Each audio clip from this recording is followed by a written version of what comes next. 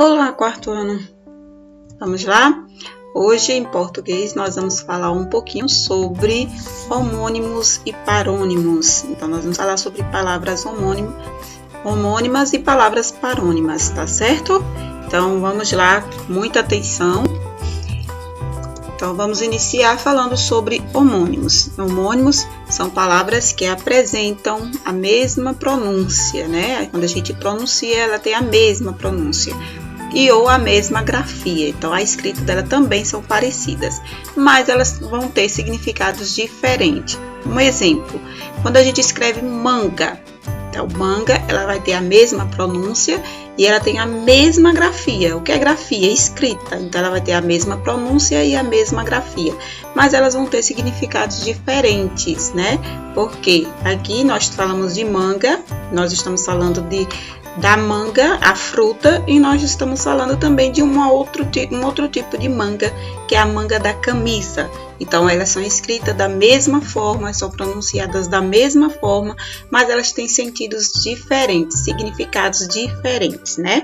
Então, homônimos, você já lembra aí, homônimos são palavras que apresentam a mesma pronúncia, a mesma grafia, a mesma escrita, mas elas vão ter significados diferentes.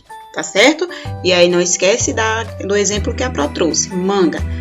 A Pro pode falar da manga da fruta e a Pro também pode falar que é a manga da camisa. Elas são escritas iguais, da mesma forma, né? E elas também são pronunciadas da mesma forma, mas elas têm significados diferentes.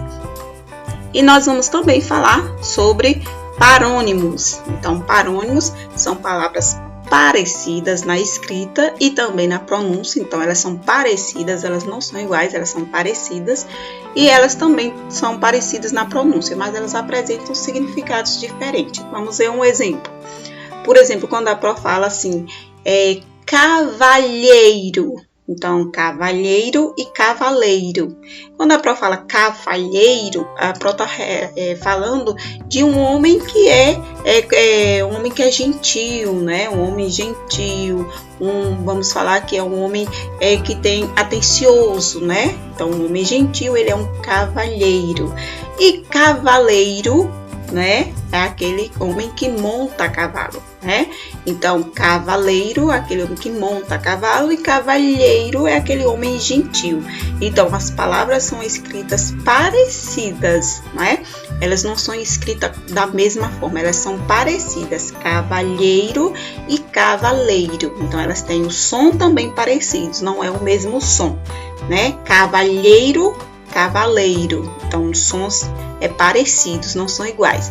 Então, as palavras que têm pronúncias parecidas e a escrita também parecidas, elas são palavras parônimas, tá certo?